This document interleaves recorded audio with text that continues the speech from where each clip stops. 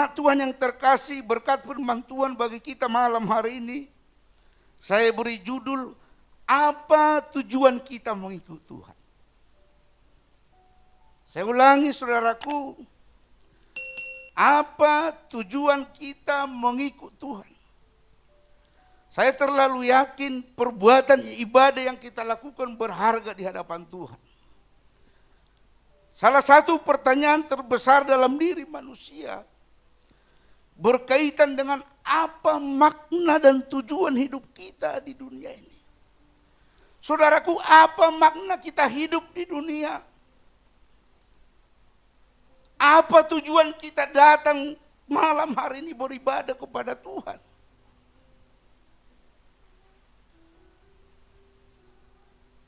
Karena bagaimanapun setiap orang akan sampai pada pertanyaan itu.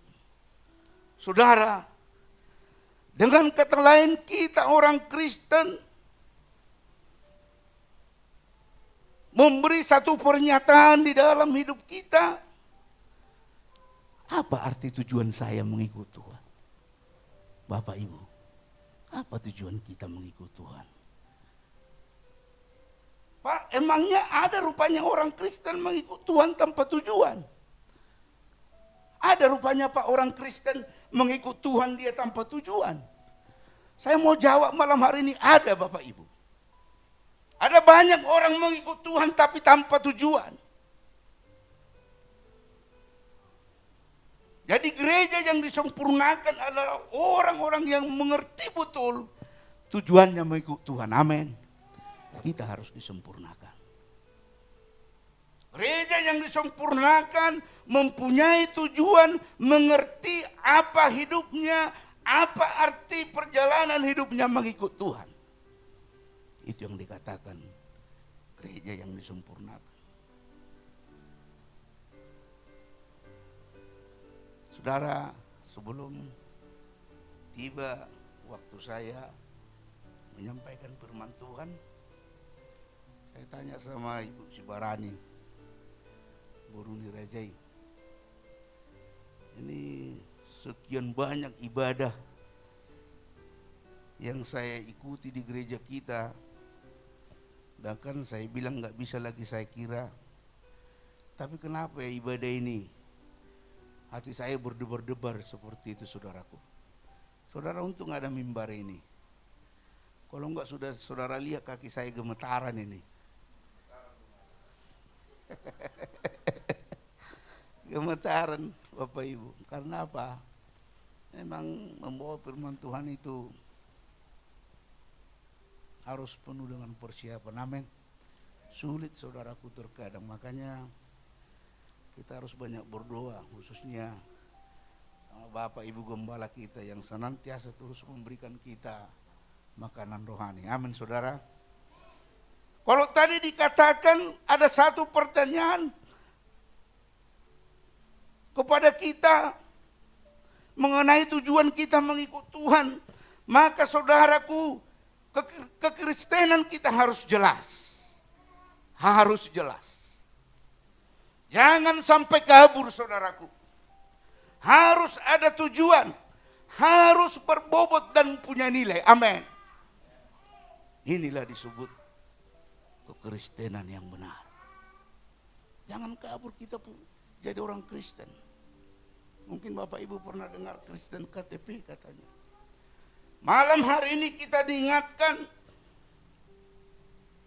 harus ada tujuan. Suka tidak suka, mau tidak mau Bapak Ibu, kita semua yang hadir malam hari ini, kalau kita mau mengikut Tuhan, harus punya nilai.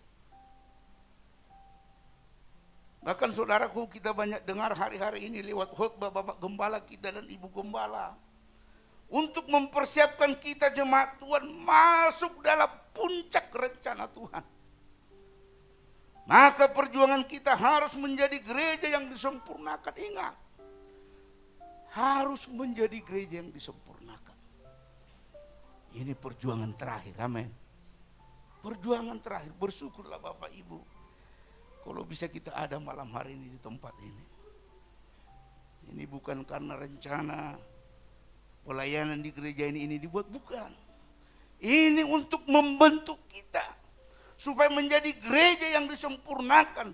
Perjuangan terakhir kita untuk masuk dalam tempat yang sudah Tuhan sediakan. Amin. Harus saudaraku.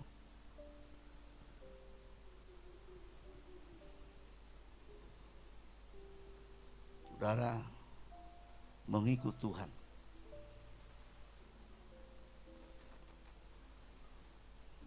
Bagaimanapun kehidupan kita mau belajar mengikut Tuhan. Kenapa saudaraku?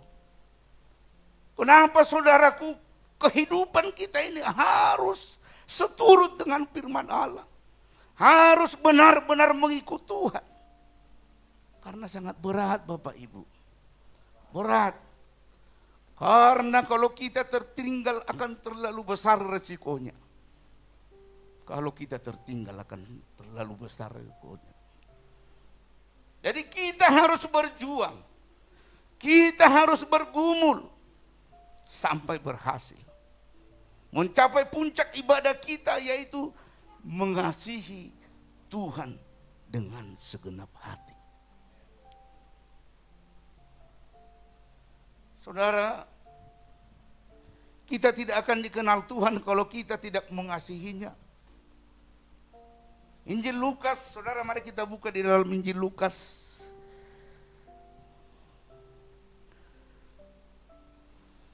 Pasal 13.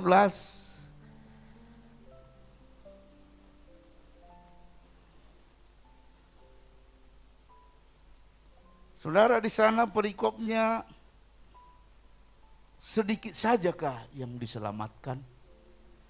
Saya akan baca saudaraku Injil Lukas pasal 13. Ayat 22 sampai ayat yang ke-24, demikian firman Tuhan. Perikopnya siapa yang diselamatkan. Kemudian Yesus berjalan berkeliling dari kota ke kota dan dari desa ke desa sambil mengajar dan meneruskan perjalanan ke Yerusalem. Dan ada seorang yang berkata kepadanya, "Tuhan, sedikit sajakah orang yang diselamatkan?" Jawab Yesus kepada orang-orang di situ, "Berjuanglah untuk masuk melalui pintu yang sesak itu. Sebab aku berkata kepadamu, banyak orang akan berusaha untuk masuk, tetapi tidak akan dapat."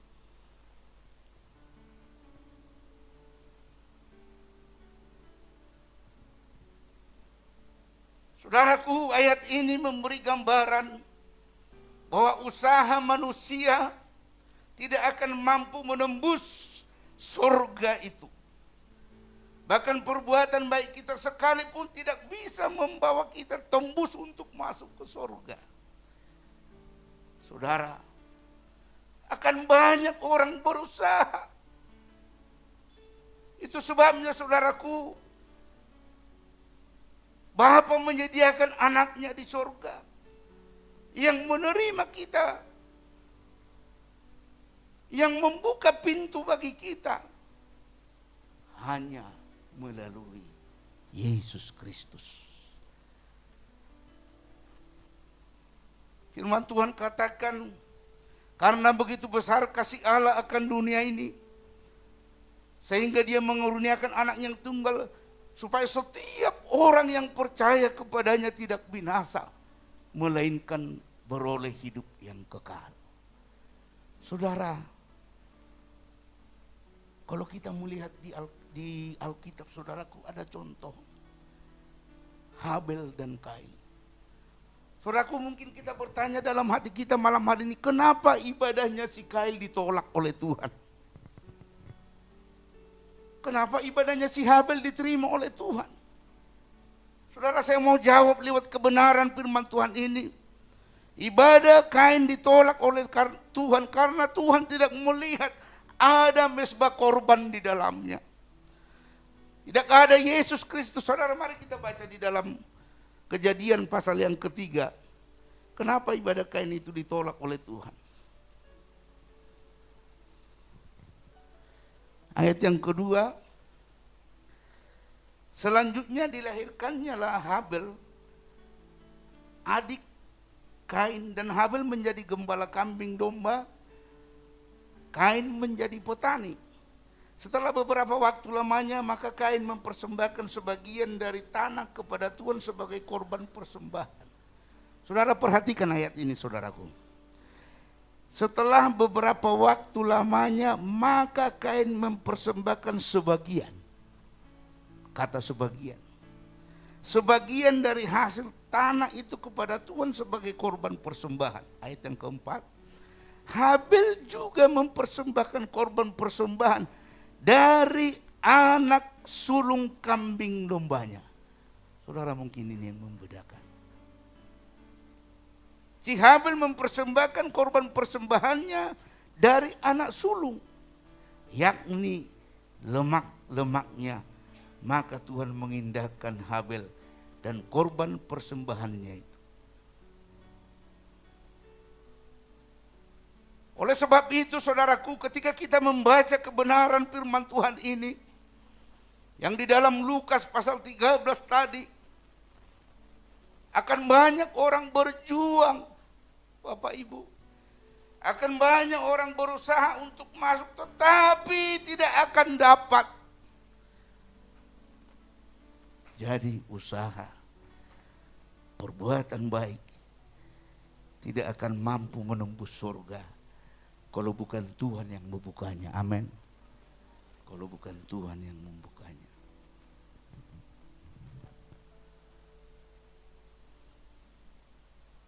Saudara, kita bersyukur kepada Tuhan walaupun situasi yang kita hadapi mungkin saat ini ada pergumulan, ada sesuatu yang memang butuh doa. Tapi ingat saudaraku, Tuhan itu teramat baik dalam hidup kita. Jadi panggilan mengikut Yesus menuntut kesungguhan. Dengan sepenuh hati tanpa pertimbangan-pertimbangan duniawi.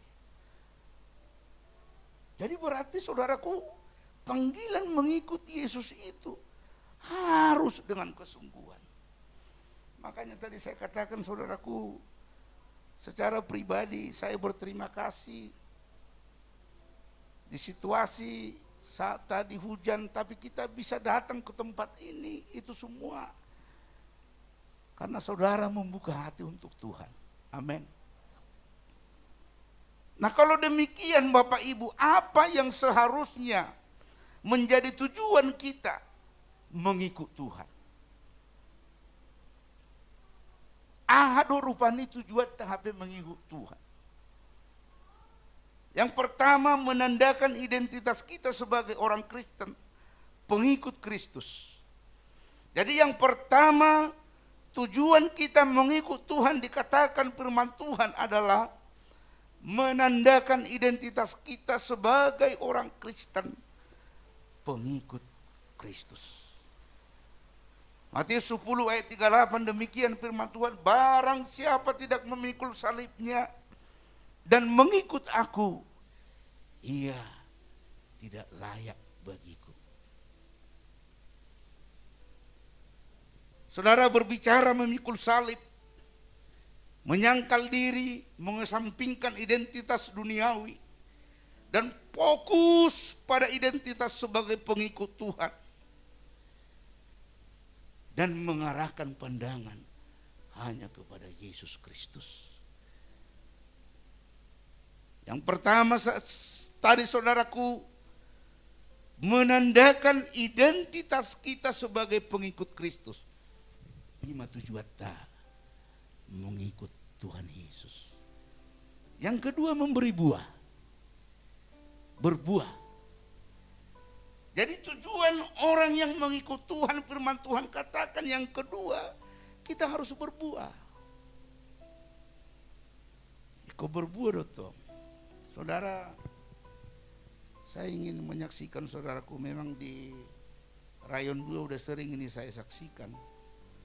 Tetapi kalau yang namanya sifatnya rohani, nggak apa-apa juga saya sampaikan malam hari ini. Saudaraku, saya mau katakan lewat Bapak Gembala kita ini dipakai Tuhan membuat saya bertobat dari kelemahan. Saudara, saya ingin kasih tahu sama saudaraku, terus terang saya sudah banyak kenal gembala, bahkan pernah menggembalakan saya. Tetapi mungkin lewat Bapak Gembala kita ini, saya harus memikul salib. Saya harus menyangkal diri. Ketika KTM kita ini dibentuk, saudara, Pak Gembala menghubungi saya, Pak Sibarani mau nggak jadi koordinator? Pada waktu itu saya jawab, tidak bisa Pak, belum bisa Pak, karena saya masih merokok. Saudara, apa jawaban Pak Gembala pada waktu itu? Pasti bisa. Nah, ketika dikatakan Pak Gembala pasti bisa, langsung saya katakan amin. Dan mulai dibentuk KTM kita sampai malam hari ini, rokok stop, beri tepuk tangan bagi kemuliaan Tuhan. Amin, saudaraku. Jadi kalau ada kelemahan-kelemahan kita, mari supaya kita membuka diri didoakan, amin. Karena ketika hubungan itu terjadi, langsung Tuhan berikan hikmat kepada saya.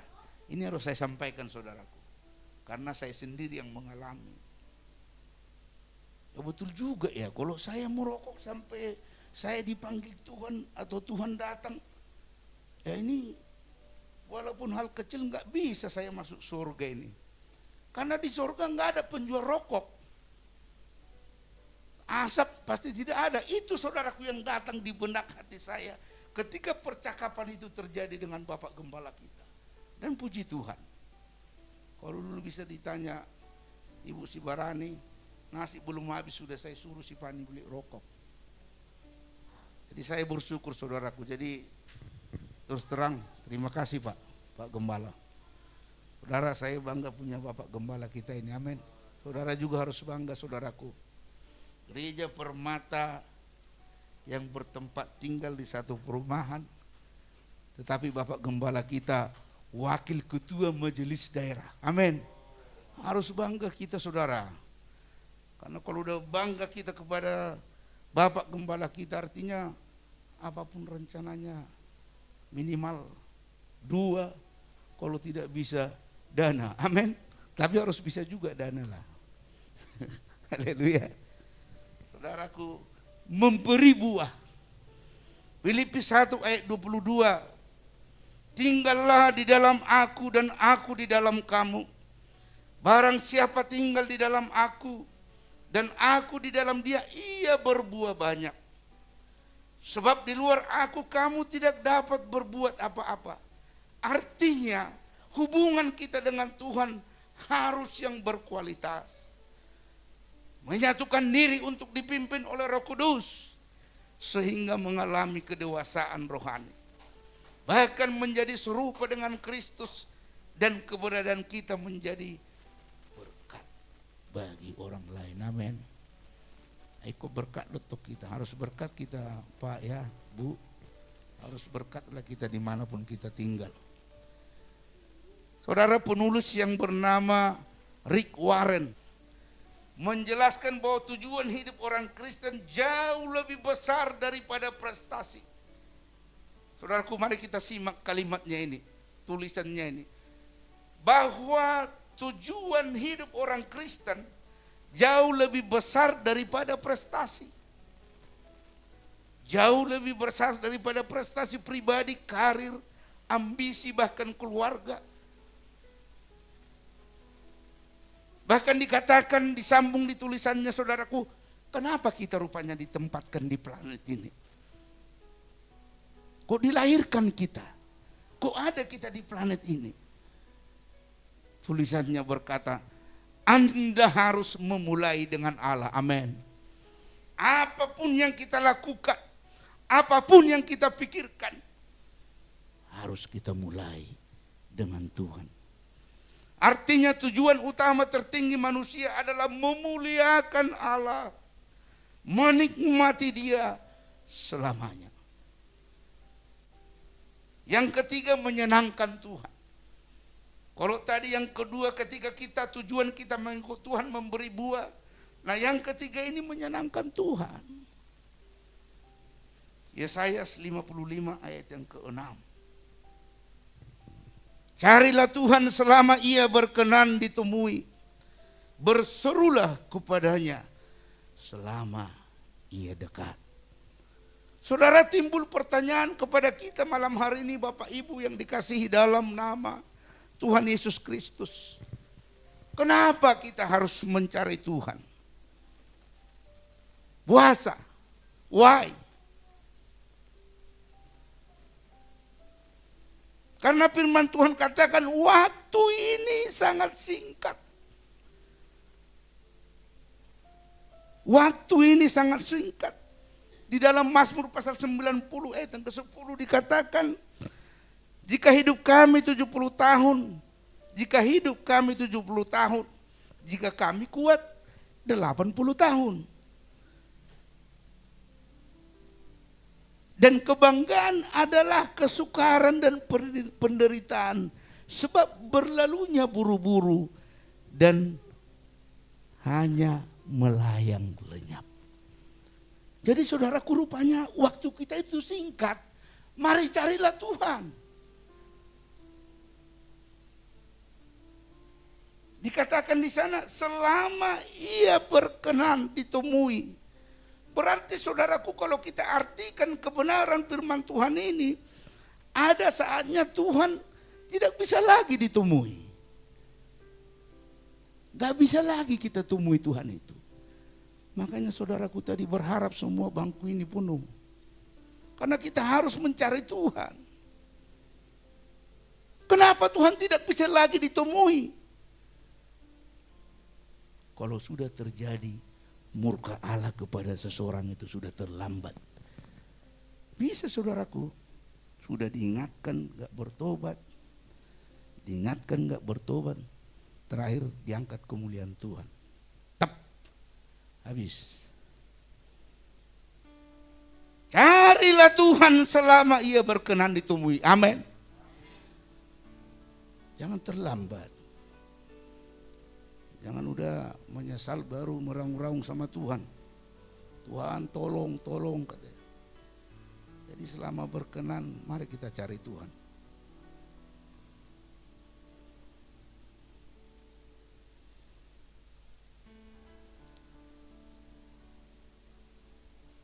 Untuk apa kita gunakan hidup kita ini? Untuk apa Bapak Ibu? Apakah kita sibuk dengan kepentingan kita sendiri? Tanpa peduli dengan Tuhan? Saudara, akan banyak orang seperti yang di Lukas tadi. Orang akan banyak sibuk dengan kepentingannya sendiri. Mencari kepentingan dunia. Sehingga dia lupa akan kepentingan rohani. Bahkan tidak peduli dengan Tuhan, tidak peduli dengan gereja. Kalau nasibu dotong mengadului. Jadi bersyukur saudaraku, ketika Roh Kudus bekerja di dalam diri kita, mari kita cari kebutuhan jasmani.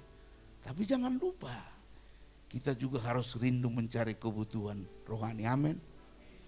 Karena ingat saudaraku, kenapa kita harus sungguh-sungguh mencari Tuhan? Satu pertanyaan kepada kita malam hari ini. Kenapa kita harus sungguh-sungguh mencari Tuhan? Karena Tuhan punya rencana atas hidup kita. Hah? Punya rencana atas hidup kita. Tapi jangan lupa, saudara, ternyata setan juga punya rencana atas hidup kita. Makanya hati-hati. Rencana Tuhan dalam hidup kita, dia datang memberi hidup, memberi keselamatan yang kekal dan berkelimpahan. Tapi awas, setan juga punya rencana di dalam dunia ini mencuri, membunuh dan membinasakan. Harus kita jaga itu. Harus kita jaga. Jadi jawabannya kenapa kita ada di dunia ini, yaitu tujuannya mencari Tuhan, melakukan kehendaknya dan membangun kerajaan Allah. Amin. tujuan gereja kita yang mungkin akan membangun gereja, mari kita bangun kerajaan Allah. Tidak salah, semangat kita saling mendukung, saling berdoa.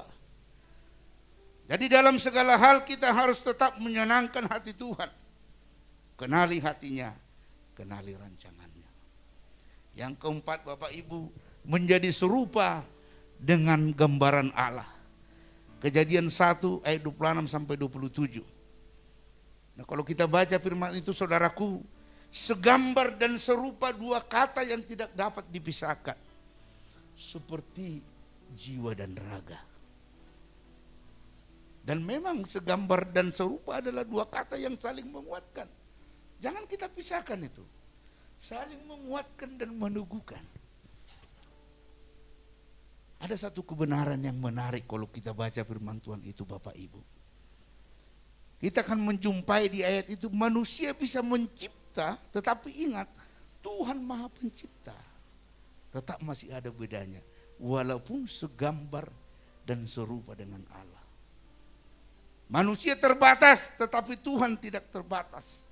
Jadi segambar dengan Allah artinya kita harus melakukan kehendaknya dan mampu menunjukkan pribadi Yesus di dalam diri Bapak, Ibu, dan saya malam hari ini. Amin. Tunjukkanlah pribadi Yesus dalam hidupmu. Tunjukkan.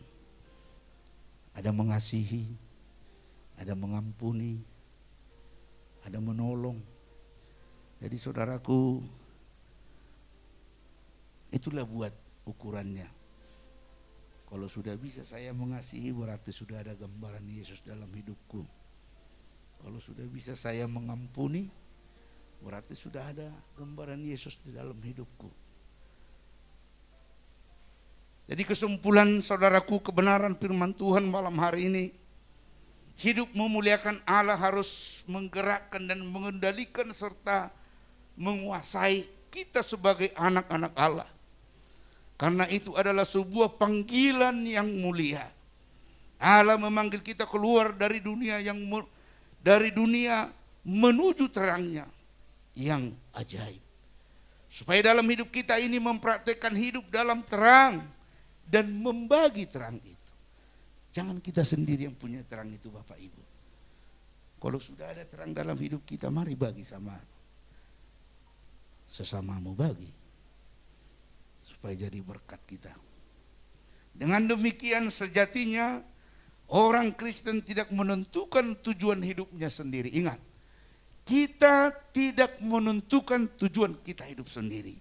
Tetapi Dia yang harus menentukan, yaitu Sang Pencipta Yesus Kristus Tuhan kita yang ajaib. Amin. Tuhan Yesus memberkati.